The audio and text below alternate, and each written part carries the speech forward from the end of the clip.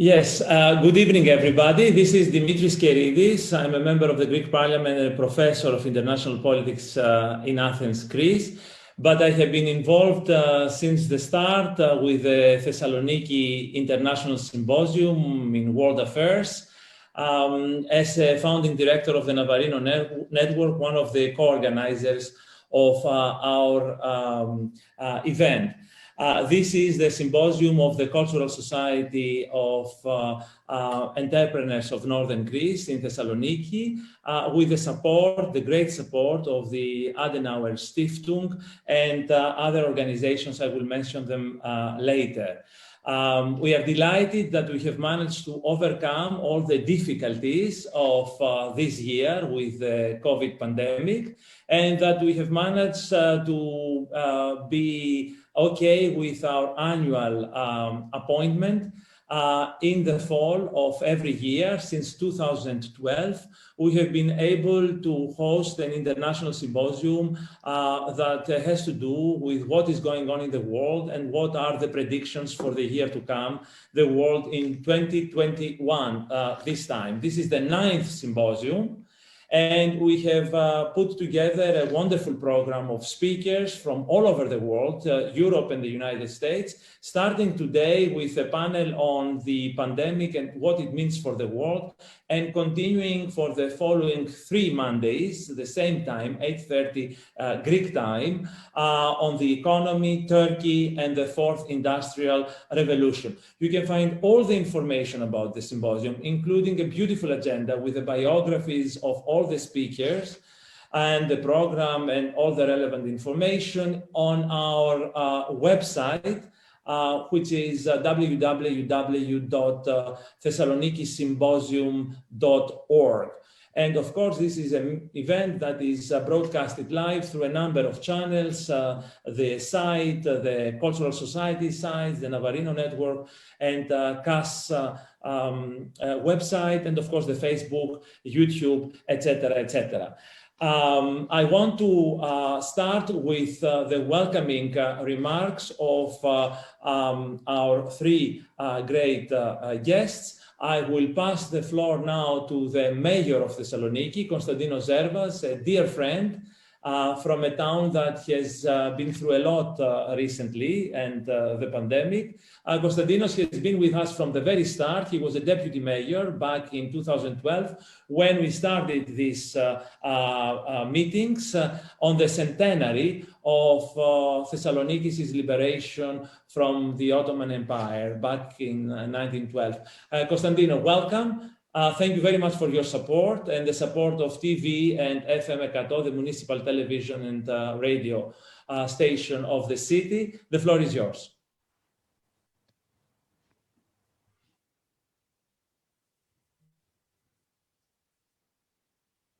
Ladies and gentlemen, good evening. It's my great joy to welcome you to our city, to Thessaloniki, even through this channel, even virtually. I'm pretty happy because this symposium of Thessaloniki, as Dimitris said quite accurately, it is something that we have started together back in 2012 to celebrate the 100 years from the liberation of our city. 9 years later, it has become an institution in our city. This year, of course, everything is different due to the pandemic. This means some added obstacles and make us think that we live in times of uncertainty. The big narration, the big narratives, the safety of the old ages seem obsolete. The speed of evolution and developments is quite unprecedented. Challenges are too many and complicated. How one could reply to uncertainty? Do you have any antibodies to fight the situation? And what type of shots, what type of vaccines do we need to become more immune to the decrease and decay? We must not leave the size of challenges to get us paralyzed. We might not have the safety of the past, but we have a series of assets, which is something stable. The loyalty to human beings, to rationale, hope and beliefs due to the advance of the technological development. We are at the dawn of the 4th Industrial Revolution, and we shall be able to listen to that later on.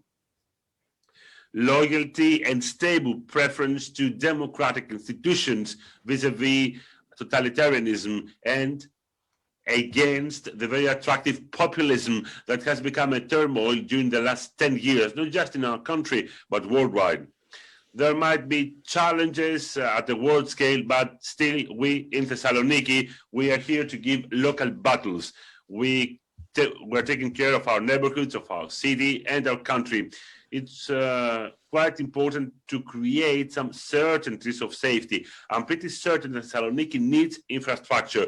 We work towards the direction. I'm pretty sure that the implementation of the metro project will revitalize the city, as well as that the new airport will skyrocket our passengers and tourists. Mobility is a main parameter for the development of a city.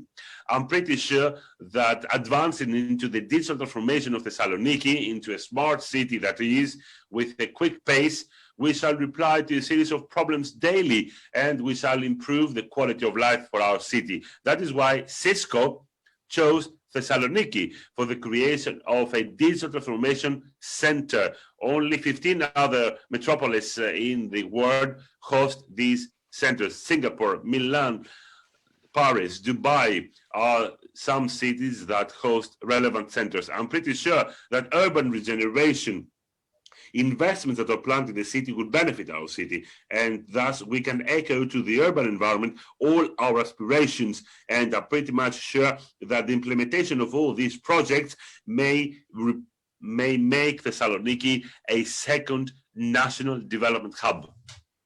And I'm pretty much optimistic that symposia, extroversion, like the one we're highlighting today, will help us towards this direction.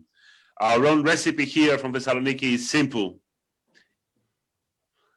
Towards or vis-a-vis uncertainty, we can respond with baby steps and small wins, schedule, persistence, and willingness to do things. I think that this is our vaccine against the prevalence of stagnation, which is much worse than the pandemic. Thank you so much from the depth of my heart, and I wish you all the best at your personal and collective efforts. And I wish us all next year to see you in person. Thank you. Thank you very much, Mr. Mayor. I pass now the floor to Stavros Andreadis, an eminent businessman of Thessaloniki, a very well-known personality in the north and all over Greece, and very much distinguished for his public service. He is the man without whom we wouldn't be here, and we wouldn't have been here all these past years. He has brought us together, his spirit of public service, and his energy and enthusiasm. Stavros.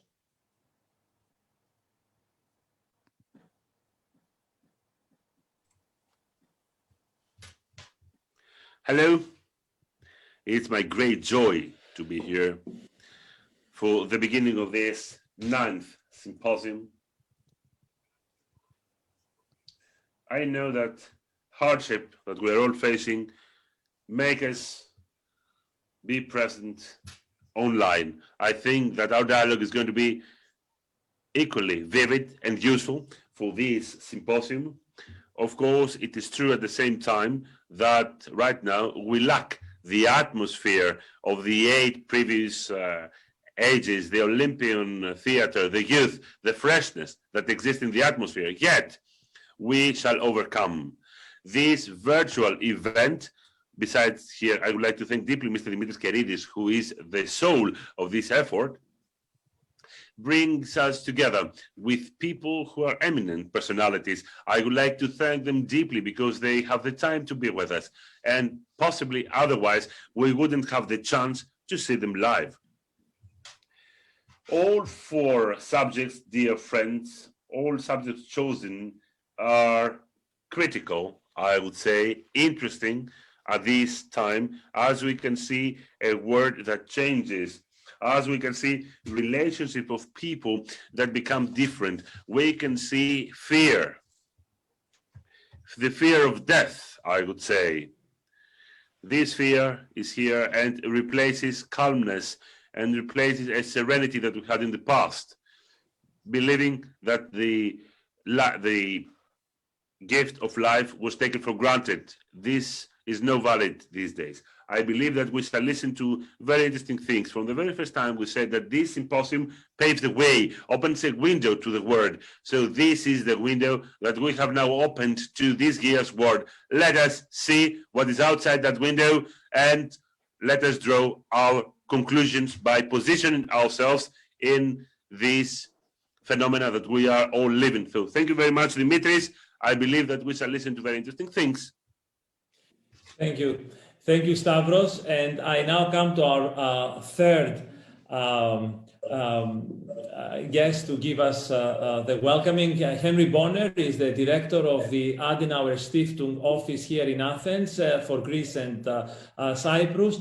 Adenauer Foundation has been with us from the very beginning and has been extremely helpful and supportive of our efforts. We are very thankful and very grateful, and we thank personally Henry for his wonderful cooperation. Thank you, Henry. The floor is yours. Thank you, Dimitris. Kalispera. Good evening from Athens. It's a pleasure to be on the symposium. And it's a pity that we are not in Thessaloniki, in the beautiful city of Thessaloniki, where until now we have had many such successful symposiums. As Dimitris was mentioned, I'm the director of the Konrad Adenauer Foundation, which is a think tank close to the CDU in Germany, where Angela Merkel right now is our chancellor. And we're cooperating very closely here in Greece with Nea Demokratia, with the governing party right now, because we share the same family in the European Parliament, the European People's Party. We're working together here with politicians, think tanks, and non-state organizations in overcoming our common challenges. And today we're speaking about the biggest challenge we have for decades, for generations. And I'm very much looking forward to hear the experts. That's why I want to stay short. And thank you all for listening in and wishing us all a good discussion. Thank you, Dimitri. Thank you, Henry. Thank you, Henry. And we can now start our discussion by welcoming our two guest speakers, Kalypso Nicolaϊdis and Stephen Walt. If I can have them on the screen, it will help. As we are expecting them to appear, I will make a few introductions. They're both good friends, people that I have known for years and I have admired very much so and respect their work enormously. Kalypso Nicolaϊdis is a French-Greek intellectual who started teaching in France, then in America, and now in Oxford, where she is the professor of international relations and director of the Center for International Studies at Oxford University. She was the founding director of CISOX, a special center for the study of Southeastern Europe, and she has written extensively on European affairs. She's ideally placed to talk to us about where things stand today with Europe, with Brexit, with the problems of pandemic, with Turkey and the rest. And then Stephen Walt, who is the world-famous professor of international affairs. He teaches at Harvard University. He writes not only intellectual pieces, but also policy articles for journals, renowned journals such as Foreign Policy. He's very, very well known. I won't say much for him, about him. You can find the detailed bios on the agenda at thessalonikiSymposium.org. The only thing that I was kind of very impressed, we have, I will mention, we have recently published an edited volume on the 100 years of international relations since 1919, on the centenary of the founding of the first chair of international relations. And in the introduction, there is a graph where the 10 most influential IR professors and scholars are listed. Stephen Walt, together with some of his colleagues at Harvard, John Nye, and friends like Joe Mersheimer, is listed in the top 10 in the world. This is about our speakers. Now, because Kalypso has a lot of Greek blood, and in Greece we are, I feel like she's co-hosting our event, I will start with our guest, Kalypso, if you want, Stephen Walt, as we have some really exciting news from the United States. You had your elections, somehow unusual elections, and unusual what followed the elections. It was a headline news all over Europe and here in Greece, and we have been following the latest very closely. You are going to have a new president, it seems, on January 20th, after all. So I would like your first comments on where is the United States today, where is the world, what is happening in China and the rest, and then I'll pass the floor to Kalypso. Stephen, the floor is yours. Thank you. It's a real pleasure to be speaking with you, and I'm sorry I cannot be there in person. I want to describe how I think COVID-19 will affect world politics, and then describe the world order that's going to emerge afterwards. And I'll close with just a word or two about what President-elect Biden is likely to do. Before the pandemic began, several major trends were already happening.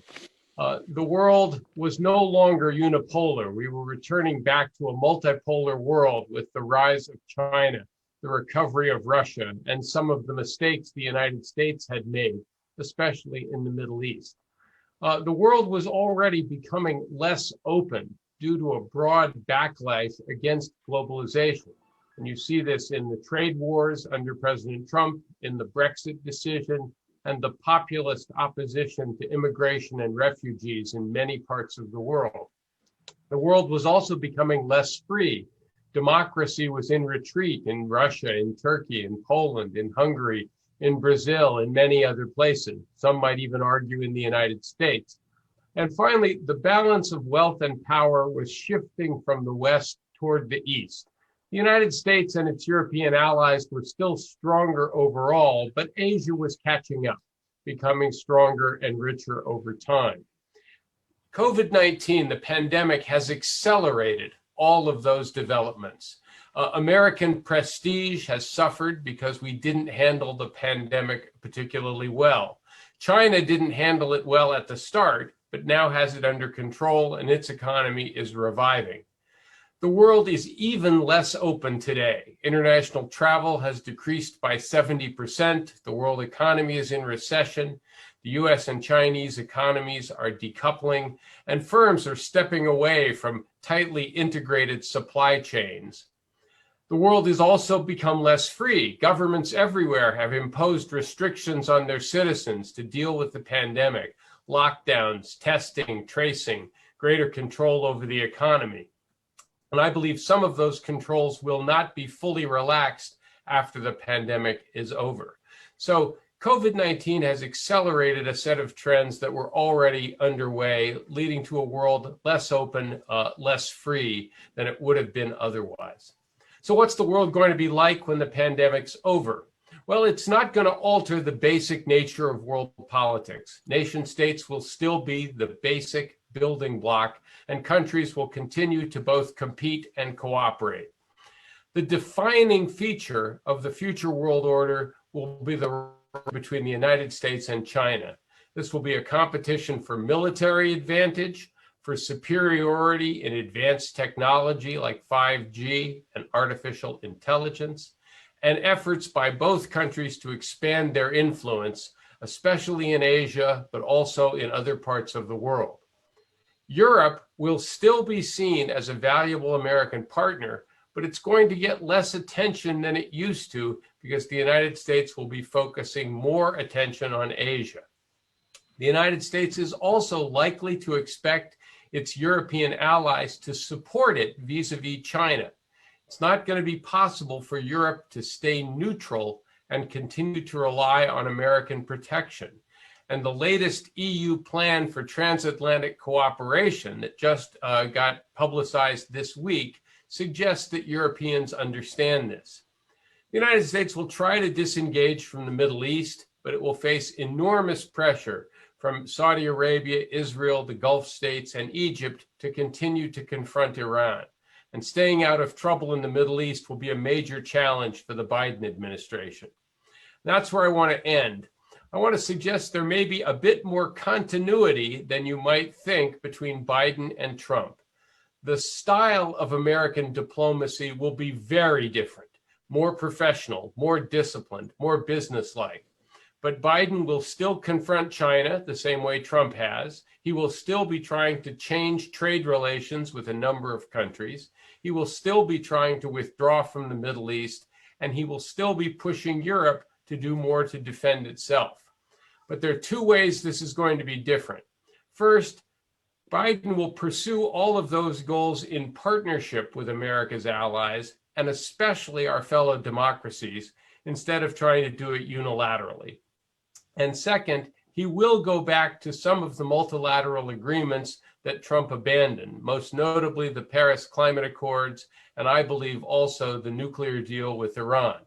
But neither of these is going to be easy because he's going to face considerable opposition at home to those initiatives. So his handling of foreign policy will look more familiar, but it will also be the familiar story of facing lots of opposition from the Republican Party.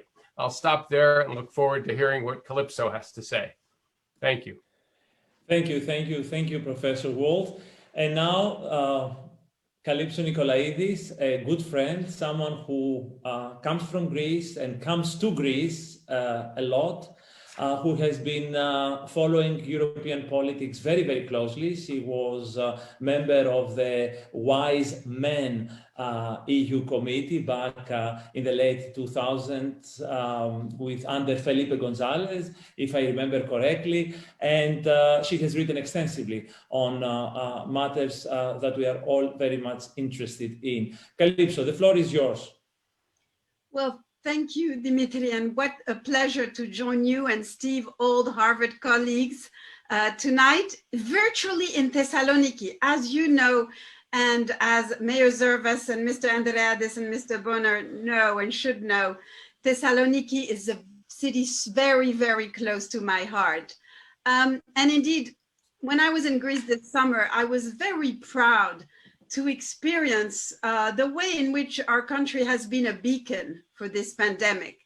And that is quite nice as a new normal, as it were, while we live in absolutely abnormal times. And indeed, Steve, I, as you know, usually agree very much with you. And indeed, a bit also on this cynical twist that, well, there will be more continuity than people seem to think around the world with Biden from Trump. But you know what? I believe, Dimitri, that hope is humanity's incurable disease. Thanks to Pandora, she gave it to us. And yes, in 2021, we are going to confront huge challenges, above all, to start to reverse the devastating challenge of coronavirus and reversing this. But I think we have very good reasons to be hopeful because yes, we have an anti-COVID, but also an anti-Trump vaccine around the corner. I do think we're moving from making America great again to bring America back at last.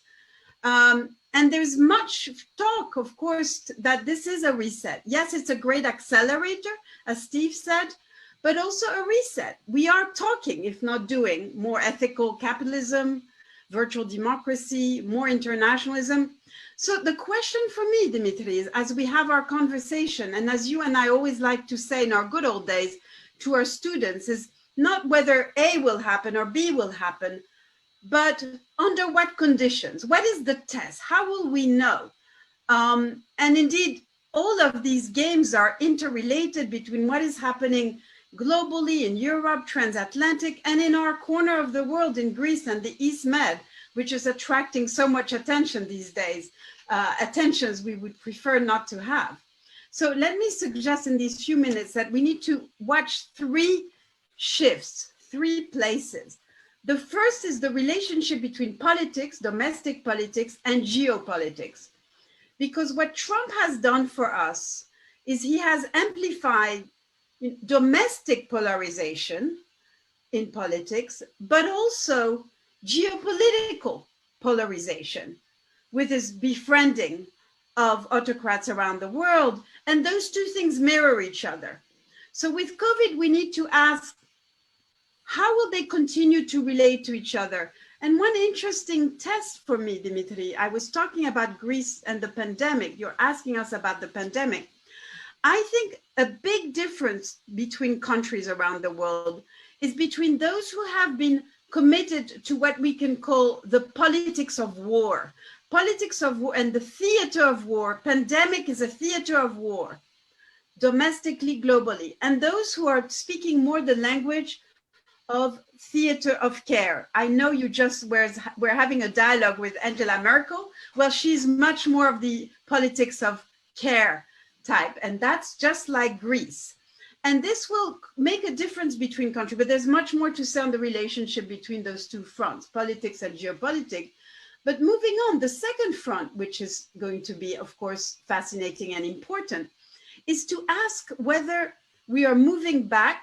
We've moved in the past, and above all with Trump, from a kind of rule-based global politics to a power-based global politics. And Steve was just talking about this. Now, of course, this predated Trump, but Trump has accelerated this. And one could argue that to some extent, the pandemic has also accelerated this power competition. And you could also note, however, that, well, Biden, yes, Steve, there will be continuity, but for all the reasons you say, Biden will take us back in the direction of a rules-based rather than simply power politics, right? We agree on this. The alliance of democracy, getting involved in conflicts, including those in the Middle East or in the South Caucasus, in a way that tries to use international institutions and not just carving out more power as Russia and Turkey tend to do. We could give numerous examples. But of course, if we are in a Westless world, or in a world where the US itself won't have as much power, indeed, as you said, Steve, we cannot rest content to just say, oh, welcome back, rules-based world. No, power is there to stay. The power relationship, as you said, Steve, with China, is obviously going to be stronger than ever, because we're moving towards the great merger between China 2025, made in China, a political economy based on authoritarian, algorithmic power, and the Belt and Road, which is trying to export this logic to the world. And yes, as a European and as a Greek, I believe that we need to continue to engage China, that we can welcome cocoa and all of the investment that China is making, including in Greece, but that we cannot be naive. And I know this is a terminology that Greece likes to use these days vis-a-vis Turkey. But Europe has said again and again that it cannot be naive about China. And we will see this happen in the next few years. And indeed, I don't think Europe will willingly choose, Steve, between China and the United States. It will always be closer to the United States, but it will try to keep its card close to its chest. But this will be the place where things happen. The problem with Europe, and I hope Dimitris will come back to this, is its strategic myopia. Europe is not very good collectively at thinking strategically about the problems of the world and of its neighborhood. Let's hope this will change. But finally, Dimitris, my third point, the third area where I think we need to watch very closely what COVID and the new Biden administration together will do to the world is what I call the necessary pivot from the politics of space to the politics of time. Because you know what? In Greece, we know very well the politics of space. I don't think there is any country in the world whose citizens know better how to measure the 6-mile and the 12-mile distance to the coast and how we relate to our space dispute with Turkey. And indeed, we are in a Europe that has been organized around space, because that's Schengen, that's creating a one continent. And yet, the real politics that the pandemic has made more visible than ever is the fact that we're living under time bombs. The demographic time bomb in Europe, which calls for better migration policy, the debt time bomb, we have a debt that is almost 400% of world GDP. And of course, the climate time bomb and the sustainability time bomb. And if we're going to deal with these time bombs, we need a new politics, a democracy with the long term, a democracy with foresight. I think that's a role the EU can play. It can be the guardian of the long term because it's not very good at short term democracy. And I think, but call me naive, Dimitri, I think that Greece has a role to play in reinventing a democracy for the long term. It's a hard democracy, it calls for short term sacrifices, but we can do it. And Greece can think democracy for the long term for all sorts of reasons I have no more time to expand on, but I'm sure we will talk about in the next hour. Thank you very much. You will agree that the Greek political system has not been characterized over the past few decades, at least, for its long-term vision. It was rather myopic, and it got itself into big trouble, as you remember, 10 years ago. But it's an optimistic reading of what we can really do. Now, you both reminded me why I have been trying to bring you to Thessaloniki all the past years, and for logistical reasons it was impossible. But now, thanks to technology, we can really meet in this truly transatlantic meeting from Boston to Oxford to Athens, Thessaloniki, and the world. Let me start now with a discussion with a few first questions that I have noted here, starting with you, Stephen, if you want. Give us your take on what was, after all, the message of the recent US elections. How would you describe it to an international audience? What and why did the Americans vote the way they did? We Americans have been spending the last couple of weeks dissecting election results and trying to figure out how we got this somewhat surprising outcome, because the polls before the election suggested that there would be an even larger victory for Biden, and also a larger victory for the Democratic Party, that they might gain control of the Senate by several seats, and that they would make gains in the House. And the unusual thing that happened in the election, and although Trump was clearly defeated, and there's no question about this whatsoever, despite what the president has been saying, the Republican Party did surprisingly well in both the Senate and the House. We're still waiting for two more elections in Georgia to determine what the balance will be in the Senate. But the Republicans actually picked up seats in the House of Representatives, although they remain a minority. So what I think the easy lesson to this, it would not be popular for President Trump, was that the election was very much a referendum about him. That a substantial fraction of Americans who had voted for him or supported him in 2016 did not want him to have another 4 years. At the same time, they were convinced that a strong Democratic sweep might also lead to policy decisions under President Biden that they didn't want. So you actually had a fair degree of what we call ticket splitting, people voting against Trump for president and then voting for Republicans in other races as well. So I think this was very much a repudiation of Trump's handling of the presidency almost from the very beginning. And if I had to attribute it to one thing, it would be simply that he did not seem presidential.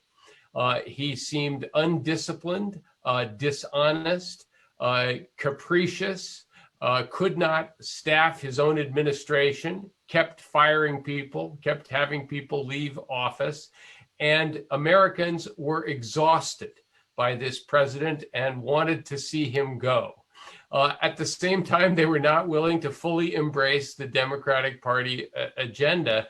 So in an interesting way, I think what Donald Trump has to live with is the fact that he lost this election and he lost it himself, even though the Republican Party actually did relatively well. Now, if Trump is out, as you say, what about Trumpism? I mean, what about what he represented? I mean, is this something of a permanent feature in American politics that we're going to see again in the 2024 election and in the future, or is out and down? It's not going to disappear. That's quite clear. That he will have his supporters. There's some talk that he may try to sort of run against Biden beginning the day after inauguration and then compete for the presidency again in 2024. But one thing to remember is there are a number of other Republican politicians who would like their chance to do it. It is often rumored, that Tom Cotton of Senator from Arkansas would like to run. Marco Rubio, who has run before, might like to run again.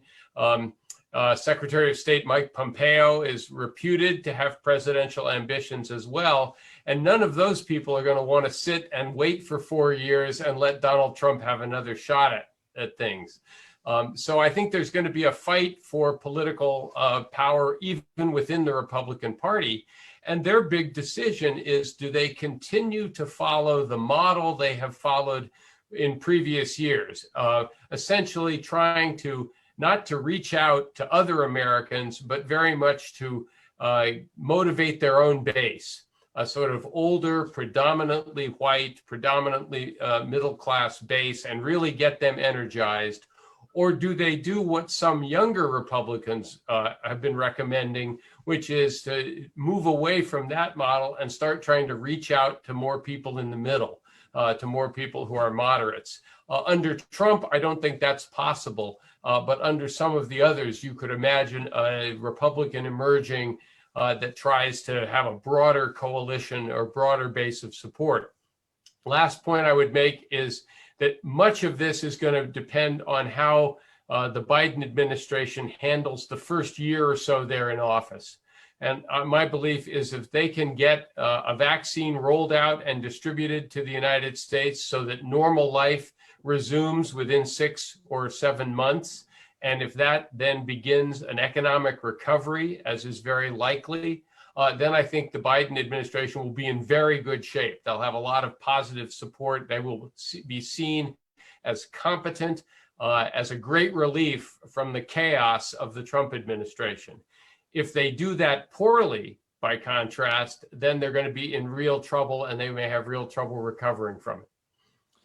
Thank you. Let me just follow up with a final point, a final question on US politics to put it behind us. It has been on the news a lot the last month for sure. And kind of focus on the foreign policy. You make some references to the continuities and discontinuities of the new administration. How much of an Obama restoration is the new Biden team? This is a question here in Europe. And more broadly, apart from the gossiping and the who is who, etc., how much do you think, let me, for absence of a better term, use the word, the liberal establishment in Washington has learned the lessons from the mistakes of the past?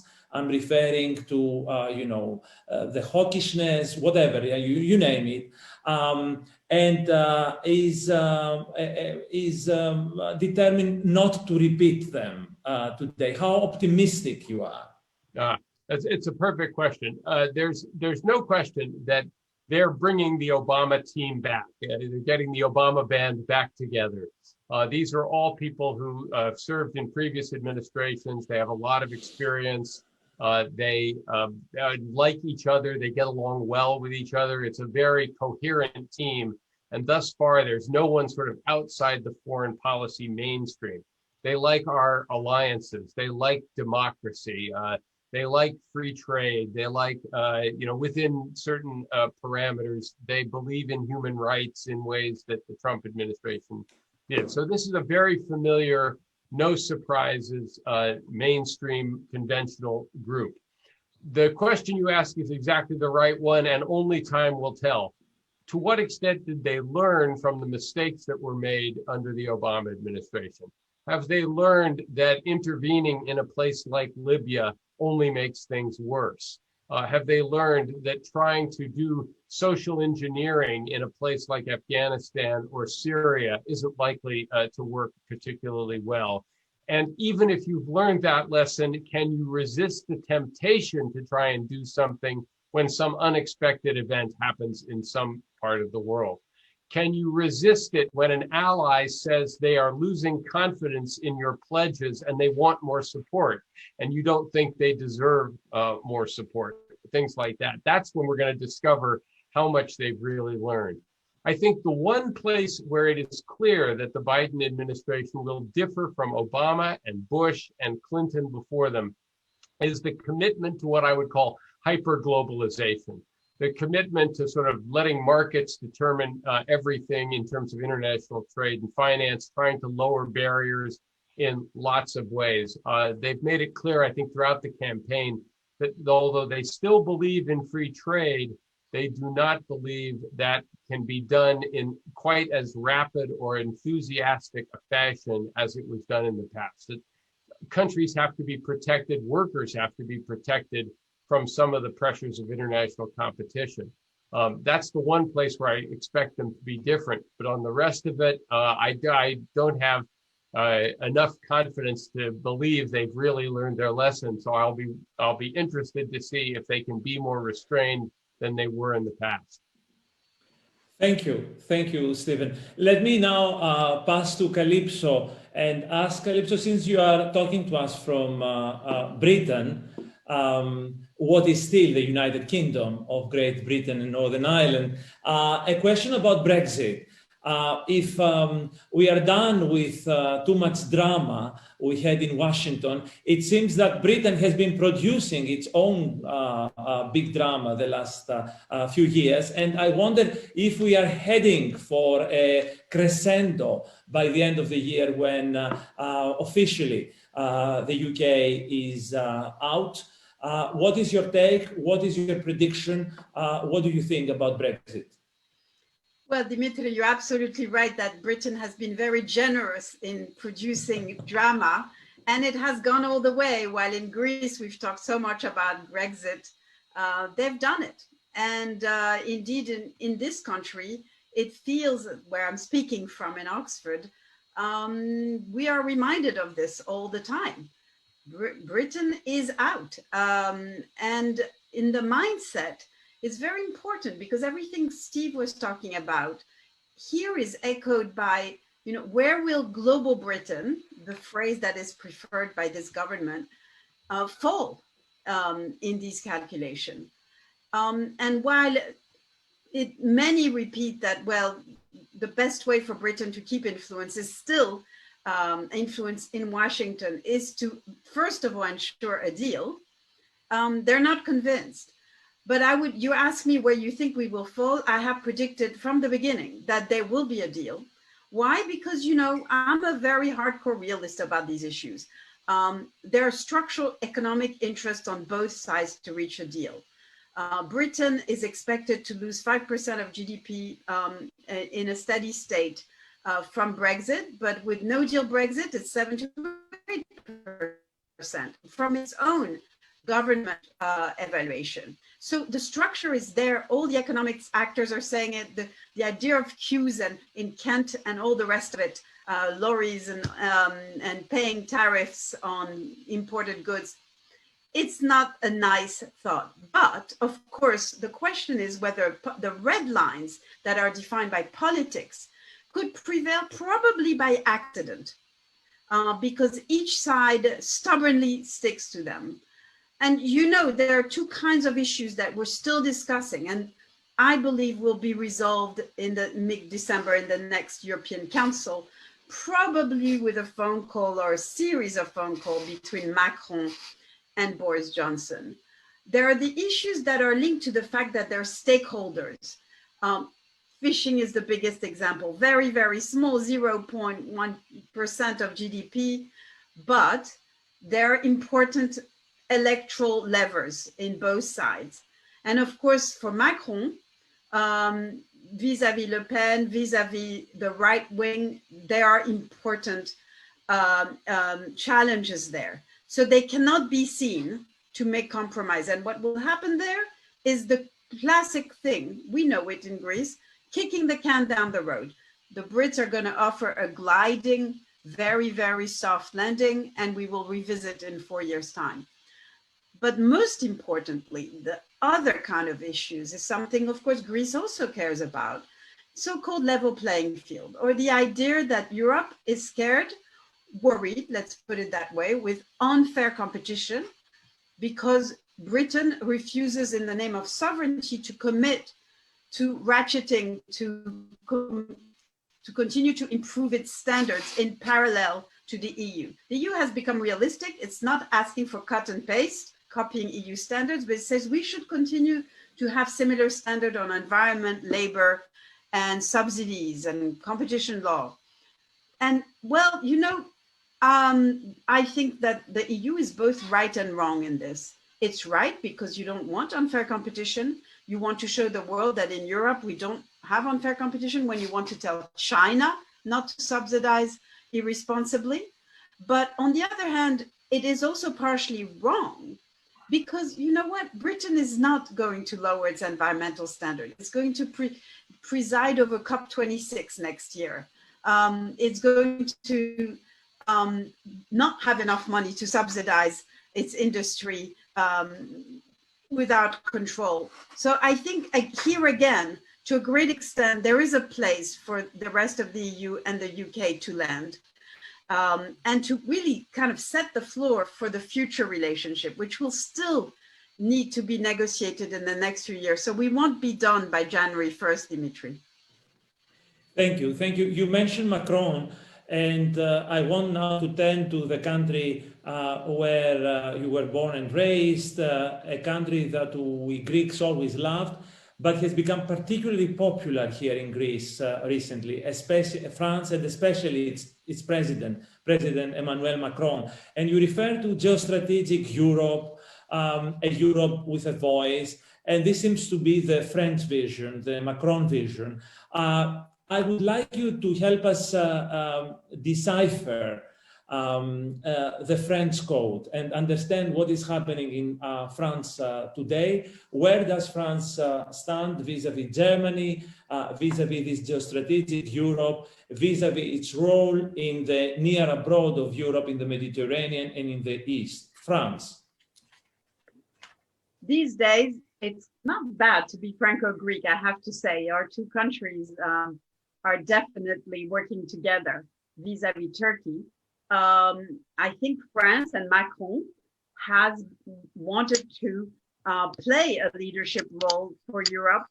It can't really do it on the economic front, on the Eurozone, a front dear to Greece, I say with irony, for good reasons, that France is not in a great place in terms of debt and all the rest of it. But geopolitically, of course, once Britain is out, here were the two countries that had a claim to a solid policy in the security field. In fact, they will continue to cooperate after Brexit is dusted. And so France is the country now, which in Europe represents a geopolitical vision. And this is a France that therefore wants to make sure that the rest of Europe follows its vision. And its vision includes speaking about something that Macron has referred to as European sovereignty in a really paradoxical way, because he's also a French nationalist. Unsurprisingly, he's Gaullist in many different ways. But, you know, like all the French tradition, it's always about, if the moment you think these days Europe will be a big France, will speak the voice of France, then you're not too scared of speaking about European power. If Germany reasserts itself, now it's being quite silent on the global front, you know, France and controls more of Europe, France will retreat in speaking about European sovereignty. But we could say that it is not a bad thing. We have to think through in the European Union something that is oddly called open strategic autonomy, whatever that means. But it tries to say that we need to regain control. You know, the famous slogan of the Brexiters, taking back control. Well, Europe needs to do it also in this Hobbesian world. And we are trying to express that we will still be faithful to ourselves by remaining open while repatriating supply chain and having a strategic vision in the world. It's a lot of balls to juggle, but France is trying to juggle these balls these days, as you know very, very well in a Greek public, vis-a-vis Turkey, because of course it's much less fearful than Angela Merkel and Germany of Turkey breaking its commitments on refugees that it has made vis-a-vis the EU. So that explains in part the difference between France and Germany in dealing with Turkey, in Germany being much more cautious. But also France has been very clear for many years that it was opposed to being too generous on Turkey's relationship with the EU. It used to be about membership. This is long gone, but even more generally, even though they're old friends. And so it's not surprising that France has really been behind Greece in the kind of conundrum and ship saga around Cyprus in the last few weeks and months. And I have no doubt it will continue to do so and preach the case of Cyprus and Greece in the European Council, in being tough with Turkey, in using sanctions vis-a-vis Turkey. It will pursue that route because France believes that Europe, including France, of course, needs to be present in the East Mediterranean and needs to demonstrate that the first imperative is solidarity, geostrategic solidarity in this case.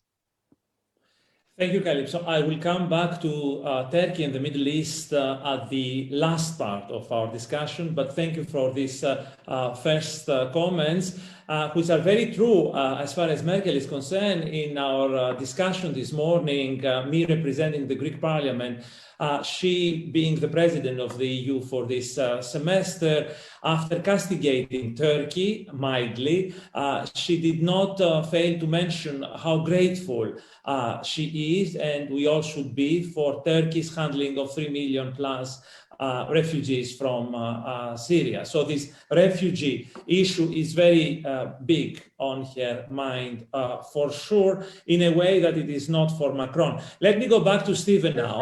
Dimitri, I can't resist saying that I'm very glad you were there in the parliament virtually to push the case of Greece here. Thank you, thank you. Now, Stephen, let me broaden our focus again before closing in and zooming in the Mediterranean and the Middle East, and go, of course, back to the big elephant in the room, which is China. Now, you are in a building with some other eminent scholars of international relations who have not failed to write about China recently, and write about it in a contradictory way. So let me ask you, where do you stand? On the one hand, you have John Nye, a dear friend and a famous scholar, who thinks that the rise of China, to put it schematically, might be a little too exaggerated. That in the past we had the Soviet rise in the 50s, which did not materialize, the Japanese rise in the 80s.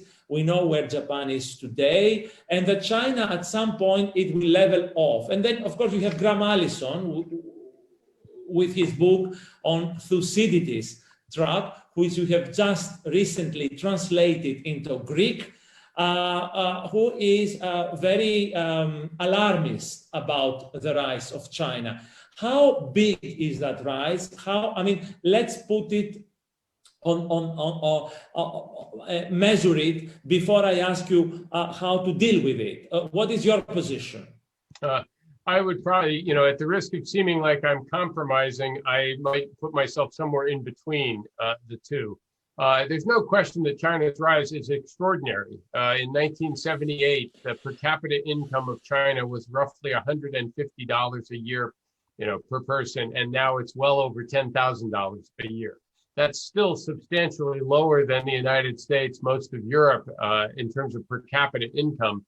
But to move that far, that fast, is truly extraordinary. And they're not showing dramatic signs of slowing down. Yes, they have slowed down some, but they're continuing to grow. And it is worth noting that China, of the major economies, is the ones that is coming out of the pandemic most quickly, which will both be good for them economically and in terms of overall power, but is good for their reputation, that they were able to deal with this in ways that the United States, that the United Kingdom, some other countries were not. They also are very serious about trying to be the world's best in some critical areas of technology, whether it is 5G wireless or whether it's artificial intelligence, and they are in a position to make, I think, a serious run at being, if not the world's best, at least very close to the world's best in those areas. So I don't think one can simply say, this is not something to take seriously. And when you couple that with their own declared ambitions, what they have said they would like to do, and what I think their overall strategic interests are, it's clearly a competition that you have to take seriously. That said, I think it is a competition that the United States and its partners can win, or at least can protect our own interests within it. The United States still has far greater set of allied support. Countries in Asia in particular are increasingly alarmed by China's rise, increasingly interested in cooperating with the United States in a variety of ways.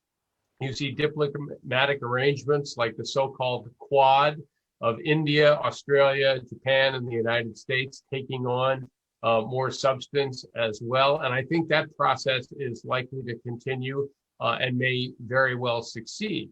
To me, the real challenge going forward is how one competes with China effectively, while at the same time cooperating in the areas that we should cooperate. For example, climate change, preparing for the next pandemic, things like that. And finally, also encouraging China to make some of the changes it needs to make to correct some of its economic practices that are in violation of the commitments it made to the World Trade Organization when it joined. So we have areas where we're just going to compete and it's going to be purely competitive, but there are other areas where we need to be able to work with Beijing and try and get them to adjust their behavior in certain ways, and in other areas to cooperate more directly with us. I think the Trump administration failed not by not taking the China challenge seriously, but by trying to do it all unilaterally. And I am hopeful that the Biden administration's approach will be to confront China intelligently in partnership with other like-minded countries, and there are a lot of them now, while at the same time sending a message to Beijing that on some areas, we want to be able to cooperate with you as well. That's, in a sense, normal great power statecraft. I could insist on China if we had the time, but let me now turn to the issue of democracy.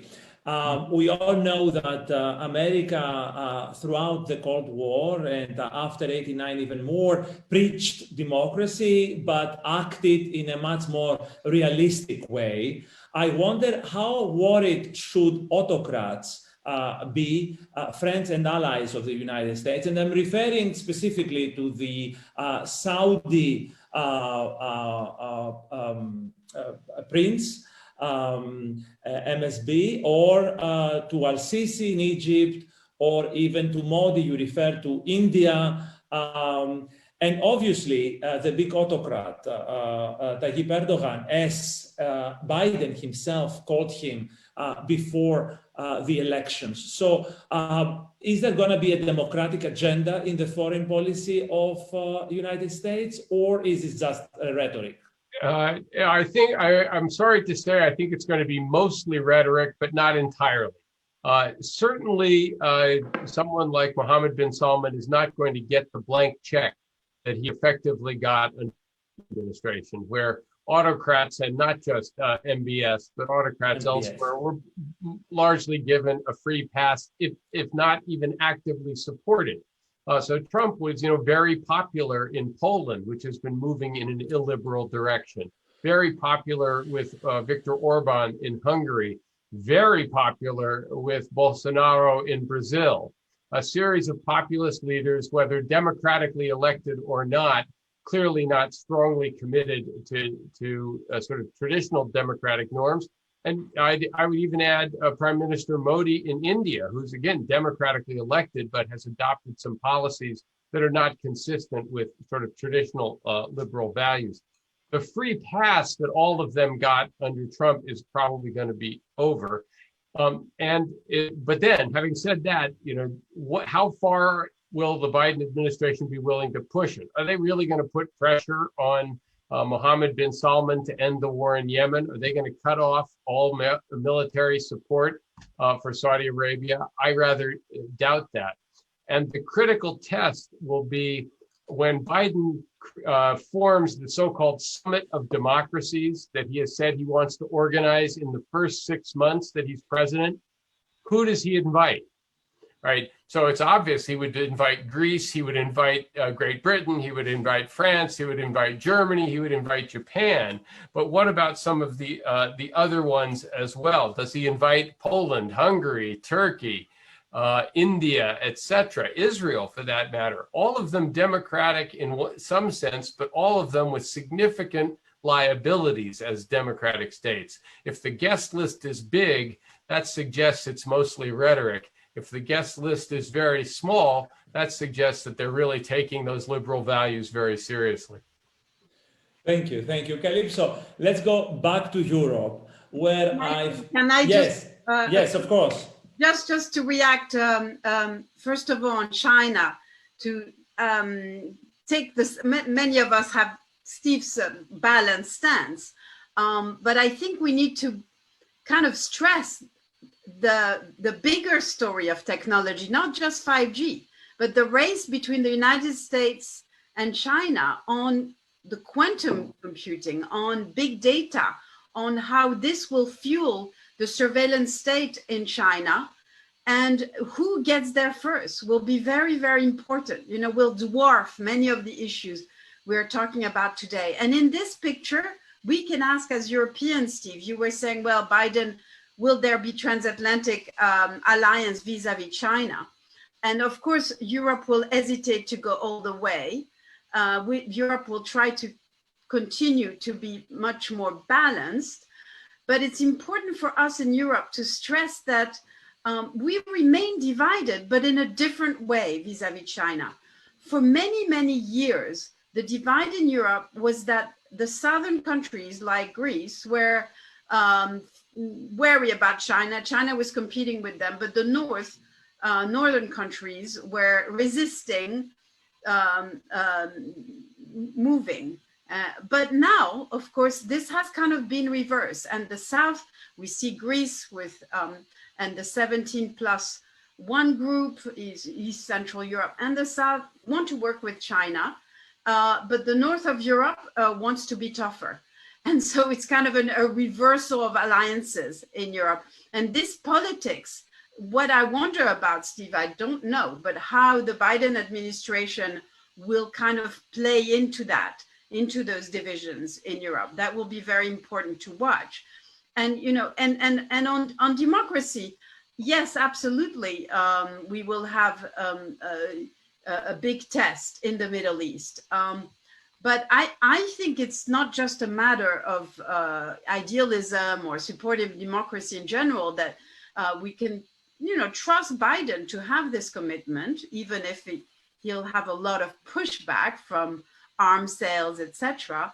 But also because it's basically in the US interest to push back against, alliances between Russia and the Emirates and their mercenaries in Libya and elsewhere that are destabilizing, North Africa, the Middle East, and the ally Europe. So that's where support stopping to support autocrats and hardcore strategic interests, come together for the US and Europe. Sorry, Dimitri, I didn't. No, that's wonderful. But let me come back to my question, which has to do with the double failure we are confronted in Europe. On the one hand, in Eastern Europe, we have a certain challenge, let me put it mildly, of the rule of law. And I wonder your take on Hungary, Poland, and their resistance to the new mechanism proposed to check abuses on democracy and the rule of law. And then we have the other failure in Southern Europe, in places especially like Italy, but not only, Greece included, that have failed to converge with the North economically. So we have an economic failure in the South that is aggravated by demography, and we have a democratic failure or whatever challenge in the East. And I wonder, where do we stand today? Do you share the optimism of people like Ivan Krastev, who wrote that with the defeat of Trump, populism in the post-COVID era will be down, and we will see more of the Merkel type of leaders, as you mentioned before, the caring type, or we are not done with that? I'll speculate here. I think there's no question that if Trump had been reelected, this would have been something that bolstered the position of the European populace as well. And you could even say that the other European politician who was not happy a day or two after the US election was probably Boris Johnson, who has a certain amount of sort of Trump light in him as well. But the forces that drove populism and those movements in Eastern Europe they didn't begin with Trump. These were political leaders who had emerged within their own political systems long before Donald Trump ran for president. And I don't think the forces that have made Orban popular in Hungary, and he has been popular, that have made the Law and Justice Party popular in Poland, and it has been popular in Poland, those forces are not going to disappear just because Americans voted a different way, and it will continue to be a major problem for the European Union. I believe Europe will continue to, let's say, exert less influence on the world stage than it otherwise could, precisely because it has to spend so much time dealing with internal problems or the consequences of things like Brexit. And that makes it harder for Europe to speak with a unified voice or to have a unified position in international affairs. Stephen, that was a question for Kalypso, but it's nice that you interfere. I want to keep you for one last question before we close. So let me have the take of all this, the economic failure in the South, the democratic challenge in the East, from Kalypso. Steve responded as I would have on populism. It's here to stay because it takes its root in people's sense of themselves, in their identity, and it gets entrenched. We are in a politics of polarization everywhere, where even though, as individuals, we might be ambivalent about things, we might like cooperation and control, but we have leaders who tell you, no, our countries need to control. We need to control our borders. We need to reinvent a new national narrative. And people get entrenched in these political logic because they have much less other social identities as they used to have. Anyway, it's a long story.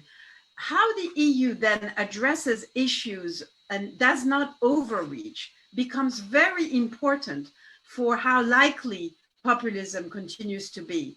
And in this sense, your question, Dimitri, was really to some extent about an interesting shift in Europe today, because in Greece, we have experienced for 10 years hard, harsh conditionality linked to macroeconomics, linked to the economics of a country. And it looks as though the European Union has kind of stopped being so harsh on this kind of conditionality. It happened before COVID because it realized how counterproductive it was going to be. And with COVID, there is much less fear in the North of this kind of being a free rider, much less accusation. COVID is false from the sky for all of us. So there's much more solidarity. So this kind of Eurozone, for the moment, Eurozone conditionality is quietened. But at the same time, there is now a heightened conditionality on rule of law with the East, as you were saying, Dimitri. It's an old story. We've been talking about it ever since Orban came to power. And in fact, 20 years ago with Austria, how are you a faithful member of the EU. You have to be a democracy, rule of law. This was unspoken. When Greece became a member, it was because it had become a democracy. But of course, what's happened in East Central Europe now makes this a kind of issue where everybody's asking, is it fair that these leaders reinforce their power grab, thanks to European monies that might amount to 5, 6, 7% of their GDP? And it's fair enough. I think a majority in Brussels now agree that to make the disbursement and spending of EU money conditional on rule of law. But the big debate is, how far do we go? And those conditions, do they pertain to how you use the specific funds to make sure it doesn't go in somebody's pocket who is a friend of Orban? Or do they have to be much more generic conditions linked to what is happening in the judiciary? And you know what, Dimitri, this debate is with us to stay. It's going to continue. It will be resolved by a fudge in the next few days, in the next council, but it will be with us for years to come, Thank you. We have a very little time left, just for one question, as I'm trying to zoom in our region now. And I'll go to Stephen. I know he has a class to teach in a few minutes, so we are on time, we are fine. We are going to have a special session on Turkey 2 Mondays from today, but it seems to me that there is a Middle Eastern crisis, a remaking, reshaping of the Middle East with all the civil wars going on, and two camps fighting. On the one hand, the Turkey, Iranian, Qatar, one might say, axis, and then the Westernizers, the Westerners, the monarchies of the Gulf, Egypt, Israel, Greece, Cyprus, France, etc. So there are some, I mean, you see that in Libya, you have seen that elsewhere in the Middle East. I would like, Stephen, with your great experience, to tell us where we stand there, and finish with a recommendation, if you can. If you were in the Greek Prime Minister's office, of course, you will need to know maybe all the details, but with everything you have written and read all these past years, what would you advise the top Greek policymaker to do when looking out in this very insecure environment around the country, vis-a-vis Turkey in particular? Okay, so I'll say three things. What should happen in the Middle East, what the United States should do, what the United States is going to do, and then I'll answer your question, and I'll do it all in 2 minutes. What the United States should do is it should be taking a much more detached role in the Middle East. Our main goal is to make sure that no country is able to dominate that region. And the fact that there are now lots of countries contending for power there in different sides is actually not a problem for the United States. We should be playing a balance of power game. We should not have special relationships with any countries in the region, and we shouldn't have no relations with any countries in the region. We should be talking to everyone there, and that's what we should be doing.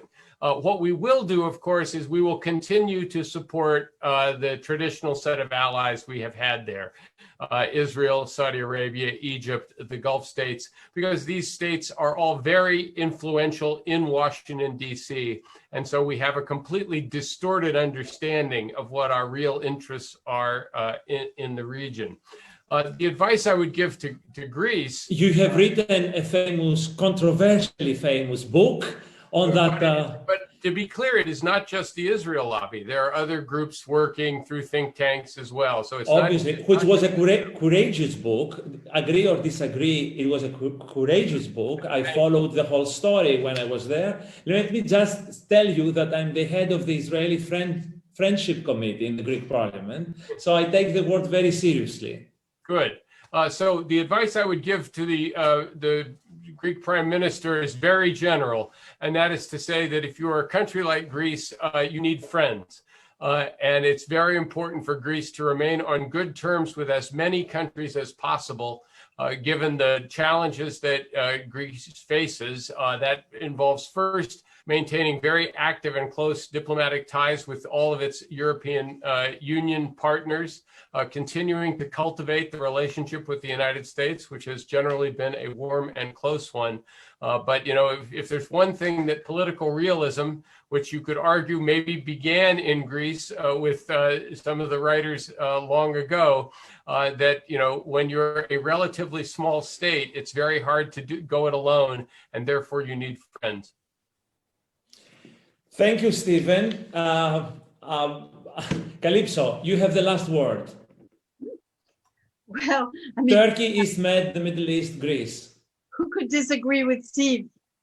Greece needs friends, and it's quite good these days, as you were just pointing out, Dimitri, at making friends. Indeed, but friendships in the international arena are not quite like friends in the real world, as we all are, and between individuals. They have to be based on hardcore convergent interest. And so how Greece thinks through its interlocking friendships, especially in the Mediterranean and in the East Mediterranean, will be fascinating. It's right now, it's done this deal with Egypt to counter Turkey on the division of exploration rights in the East Med. That is important. But let's remember, for all of these countries' sake, that in fact, gas is not going to be a very profitable long-term export from the region. It's not the gold pot that everybody seems to think, except if you're using it locally.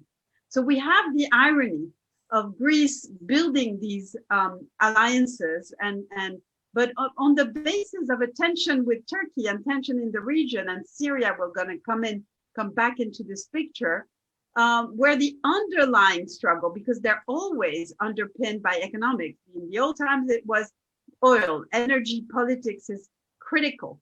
Greece needs to, in addition to being a realist in this region, in the Mediterranean, really bet on the politics of the future, of being autonomous from these calculations.